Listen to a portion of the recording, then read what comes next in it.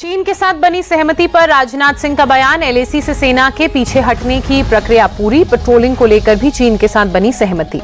LAC पर आज से शुरू होगी भारत और चीन की सेना की गश्त। डिसएंगेजमेंट की प्रक्रिया हुई पूरी। देपसांग और डेमचौक से दोनों देशों की सेनाएं पीछे हटी। एलएसी पर जारी रहेगी सेना के ग्राउंड कमांडर्स की बातचीत। भारतीय सेना के सूत्रों के मुताबिक आज भारत चीन सेनाओं के बीच दिवाली की मिठाई का होगा आदान प्रदान।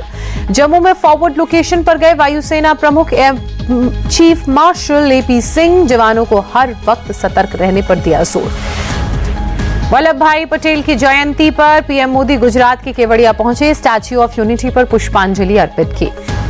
केवड़िया में राष्ट्रीय एकता दिवस परेड का आयोजन। पीएम मोदी भी हुए शामिल। लोगों को दिलाई राष्ट्रीय एकता की शपथ। केवड़िया में पीएम मोदी ने कहा, बीते 10 साल का कालखंड देश की एकता और अखंडता के लिए उपलब्धियों से भरा रहा। पीएम मोदी ने कहा, हमारी सरकार के हर काम हर मिशन में राष्ट्रीय एकता की प्रतिबद्धता नजर आती है। केवड़िया से पीएम मोदी ने विपक्ष पर हमला बोलते हुए कहा, वो देश को जात पात में बांटने की कोशिश में वो नहीं चाहते कि भारत विकसित हो। पीएम मोदी ने कहा, वो लोग सेना को भी टारगेट करने लगे। सेना में अलगाव पैदा करना चाहते हैं ये लोग। पीएम मोदी ने कहा, देश तोड़ने और बर्बाद करने वालों को पहचानना होगा। छंद लोगों से मुकाबला करना होगा। देश में अराजकता बर्दाश्त नहीं। मोदी ने कहा, ये लोग देश का विभाजन करने में लगे हैं। एक हैं तो सेफ हैं, इसे गलत प्रचारित किया जा रहा है। अर्बन नक्सलियों के गठजोड़ को पहचानने की जरूरत। आतंकवाद को लेकर पीएम ने कहा, आतंकवादियों के आकाओं को अब पता है कि भारत को नुकसान पहुंचाया तो भारत उन्हें छोड़ेगा नहीं। आज नक्सलवाद भी भारत में अंतिम सांसें गिन रहा है। सरदार पटेल की जयंती पर राष्ट्रपति द्रौपदी मुर्मू ने श्रद्धांजलि अर्पित की। उपराष्ट्रपति जगदीप धनखड़ और दिल्ली के उपराज्यपाल विनय सक्सेना भी मौजूद रहे।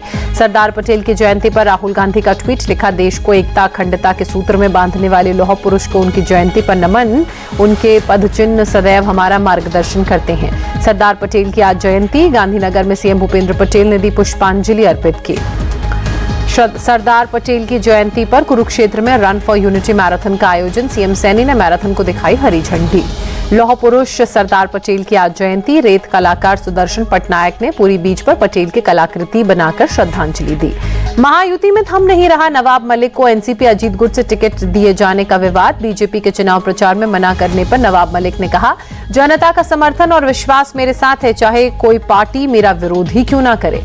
नवाब मलिक ने कहा, कोई नेता मुसलमान है तो उसे आतंकी घोषित करना और दाऊद से संबंध होने का आरोप लगाना बहुत आसान है। महाराष्ट्र बीजेपी अध्यक्ष चंद्रशेखर बावनकुले ने कहा, नवाब मलिक पर हमारी भूमिका स्पष्ट है। देवेंद्र फडणवीस ने अजीत पवार को खुला पत्र लिखकर कहा कि नवाब मलिक को महायुति का टिकट नहीं मिलना चाहिए।